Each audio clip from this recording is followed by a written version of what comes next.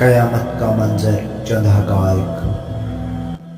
قیامت کا خوفناک منظر ہماری تاریخ کی سب سے بڑی ہے۔ اس کی تصویر آنکھوں کے سامنے آتے ہی تو دل تھم جاتا ہے۔ قیامت کی نشانیاں ہر جگہ نظر آتی ہیں، جیسے زلزلے، طوفان، بارش، بڑی آگ، جنگ اور فساد، امراض اور بہت کچھ۔